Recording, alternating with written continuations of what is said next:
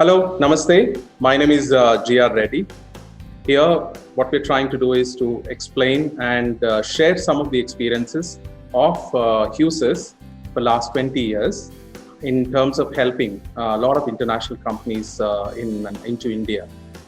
Now, with the pandemic, remote teams have become a real reality, and the remote working has actually brought a lot of change in the way the companies operate, and also benefit from the kind of a cost effectiveness that they can actually operate from anywhere, you being in anywhere, but accessing the talent from anywhere. And India has got its own talent, and it's remotely available, and that is where HUSIS comes in picture to help these organizations who would like to build on their capabilities using the remote teams from India. At HUSIS, we have been spending more than 20 years in helping a lot of these companies who are coming into India. Let's look at the India advantage. You all know that India has an exceptional youngest talent with 29 years of average age of 1.3 billion people. And also there is a very flexible workforce. Here, I think one of the very important thing is that people are willing to change. Their ability to change, ability to flex themselves as a workforce is very, very important. Also, it's a growing economy, and the internal consumption and economy is actually so huge with the kind of a growth that we are experiencing over past many years.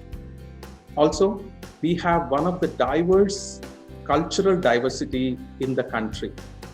And you know how it comes from. It comes from 29 states, and there are more than 1652 mother tongues that people really speak. But there are 150 widely spoken languages across India, with about 22 official languages. But end of the day, we say it's one nation, right? So this is an advantage.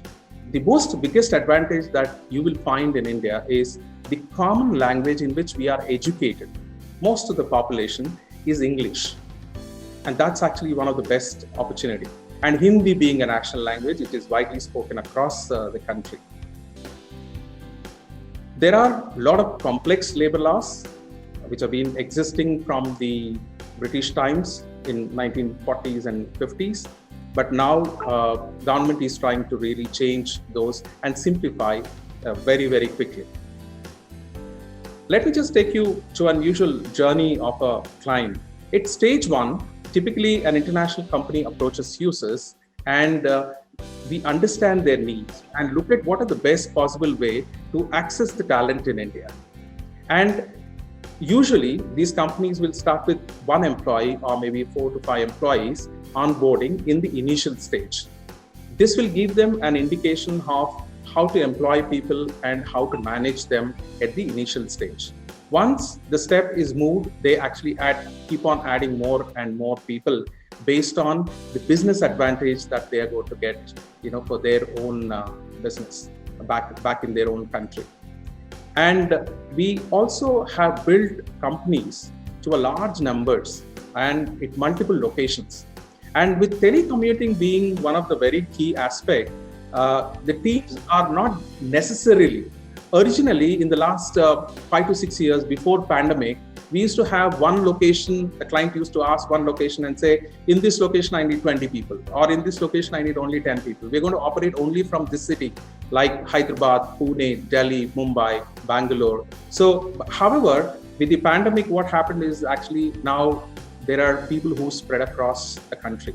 Doesn't matter whether you have 5 people, they may be in 5 locations, or 20 people, they may be in 20 locations at the same time. And however, currently now we are managing one of the largest clients. One single client could be 120 people. Overall, we are currently managing about 1,500 people for various operations across the globe, who are from a startup to a large multinational organizations. At a stage 3, if the company would like to really look at eventually wanting to set up, now that they have enough experience of actually operating in India, they actually want to set up their own company. So in that case, what we do is we actually help transitioning the company by registering an organization and also transitioning all employees, all the employment contracts, everything that we transfer into the new entity. And we also manage the compliance and HR management, including payroll, for the new entity. So there is always a possibility of a client starting at 1%, maybe probably, but eventually setting up a company and managing themselves. We are able to help in the entire journey. So we not only help the small and mid-sized enterprises across the globe, but also the Fortune 100 companies in our list who wanted to have their own offshore setup. Okay, currently I think most of them are focusing on the AI and machine learning, these kind of things. They're actually setting up outside of their country, and especially in India. So we'll be able to take through the journey of any client from stage 1 to stage 2, or there are some clients we are managing at stage 2 itself for last 10 years. So that means that maybe the company has decided that, no, we don't want to set up an organization, but I think this is something which is working well. I think we would like to continue to work. One of the advantage in this model is the cost effectiveness is so much that if you had outsourced it to any IT company back in India, compared to the cost that you're going to spend through your own setup using a PEO to manage your teams here, it will be at least 3 to 4 times cost effective from the point of view of a pure outsourcing of a business. So I think that's where the PEO business has actually really improved tremendously in the country. And Hughes being there for about last 20 years, helping hundreds of companies in this model, and we are in a very right position. And we're going to bring in that experience right now in terms of giving you an insight of how to hire and how to manage the remote teams in India. Just look at some of the labor compliances from the employment point of view. If you see the employees here, mostly in the country, we are more used to a full-time workers. So we are 9 to 5 or a shift system, shift 1, shift 2, shift 3 of 8 hours each. And that's how we are used to for quite long. And there is an increasing number that has been happening over the last 5 to 6 years. However, it took a lot of momentum in the last 1.5 years during the pandemic when the work from home has evolved. So that means there are a lot of temporary gig workers that are actually coming up as a nation in our country, which is actually accepted as an employment right now. Earlier, people used to think that if you're not a permanent worker, then I think you are not working. But now today, I think it's a great advantage. And also from a single location-based employment, there is a distributed workforce locations. So with the pandemic, what happened in India, suddenly somebody was employing, let's say 100 people in let's say one space like Bangalore. And suddenly with the pandemic, all the lockdown, people have spread across, went back to their homes. So that means all those people would have gone into different cities. And now I think that's how the distributed workforce, distributed locations have come into really effect due to the pandemic. And we are told that many of the companies are going to look at work from home or work from away from one particular location is going to be a pure reality in the future. Hence, I think the distributed workforce, distributed work locations are going to be the reality because of the good bandwidth that we have in the country. Of course, telecommuting is just increasing because whichever are the organizations who have an ability to manage their work remotely, I think most of them are preferring. And anybody who's wanting to look at India as an option, I think this is one of the biggest opportunity that you can track from anywhere in the world. Also, talent earlier, it was very tough for India that, where they wanted to work only in one particular city. And today, because they can work for any company who may be headquartered in the other city, but they can also work from the choice of the location. So it has become very, very lucrative, for people, and very happy to work, being at their home location, with a family, So I think it has really evolved as you don't have to commute too long, and which is saving loads of time. and which is actually getting really productive for the companies. At least on an average, an employee in India probably would travel for about 1.5 hours minimum, two ways. There are cases where it's 4 hours. So that means that 1.5 hours to 4 hours of time that they're saving to be able to be productive, productively giving that particular time to the company and the work. And most of the times the salary disbursement happens monthly. So we don't have a specific weekly payment or a fortnightly payment that way, but it is only monthly. Most of the cases that what we process is only monthly salary. The type of employment is which typically differs from a permanent, differs between 40 hours to 48 hours of work. We have companies who work for 5 days. We have companies who work for 6 days. Or there are companies who work for 24/7, but in shift systems, but following the 40 or 48 hours of work. And the temporary employments are typically the project-based or a time-bound. Whether is it a 3 months of employment, or maybe a project duration of 6 months, depending on whatever. And also part-time has become very, very lucrative for people who have specific experience and they want to allocate certain amount of time in their life for the part-time job. I think that's also really increasing. So probably every day, 2 hours or 3 hours or 4 hours or whatever it is that they can spend or maybe 20 hours in a week or 24 hours in a week also is a possibility. And more importantly, if you look at when I said the youngest nation, the biggest opportunity that India has is in terms of the internships and apprenticeship or maybe on the call working, because there are students who can actually spend a lot of time as an internship learning while they're actually doing a lot of studies, at the same time. So this is actually becoming very, very possible in this state. So this is about the employment landscape, typically how that you will find it in India.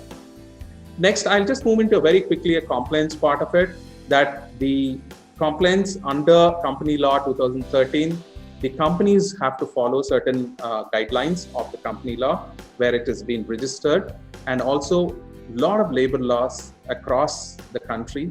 Some are specific to state, some are specific to central. So this is like a federal and a state. So both kind of compliances that are existing.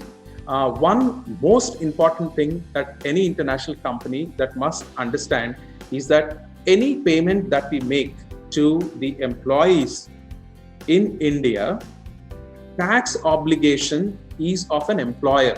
So that means whoever is actually paying the tax, they are responsible for deduction of tax at the source. That means whoever is paying, they are supposed to deduct the tax and pay the rest of the money.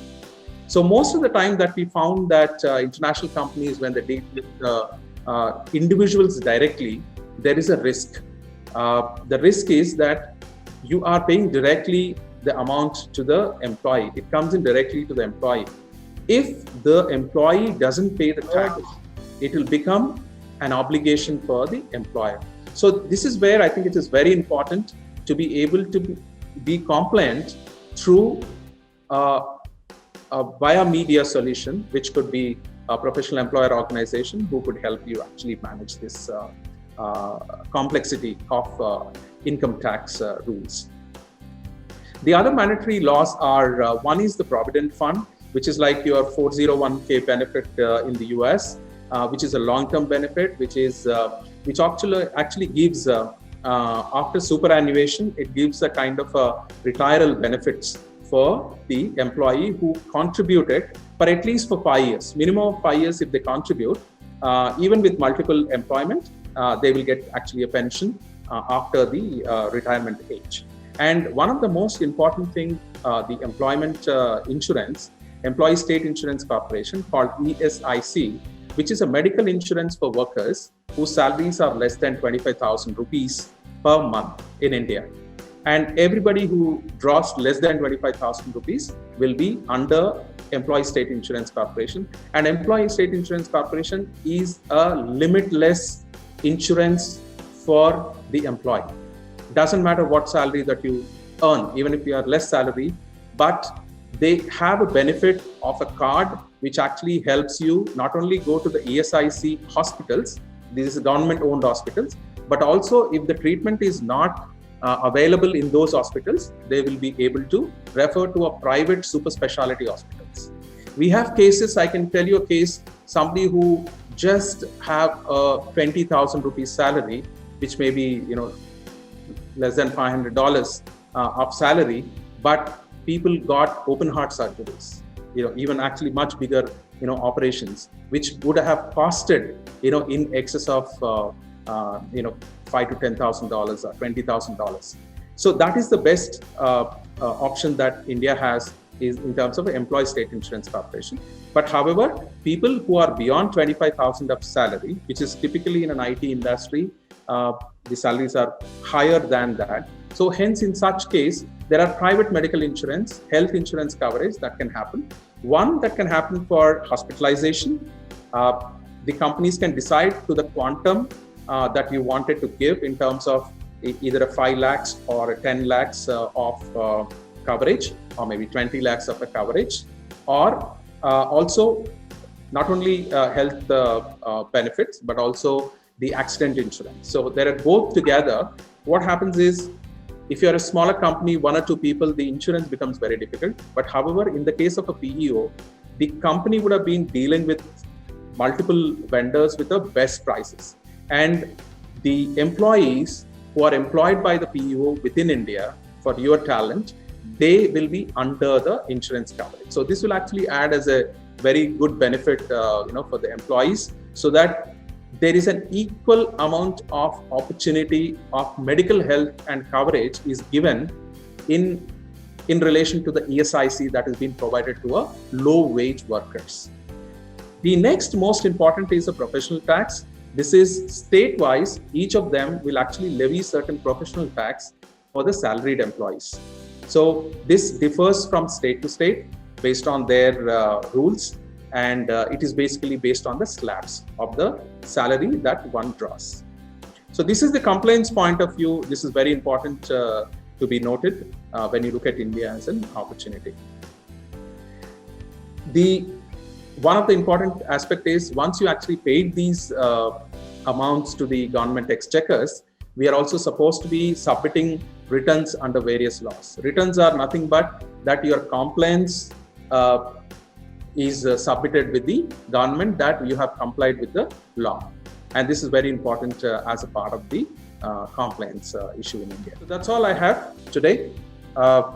If you have any question, you can ask, or please do reach out. We'll be happy to help. Our team works almost 18 hours of our Indian time. That means that can cover Australian time to US time, at least some part of the portion. So I would say always that I can always say at least 3 to 4 hours of any of these time zones that we will be able to cover.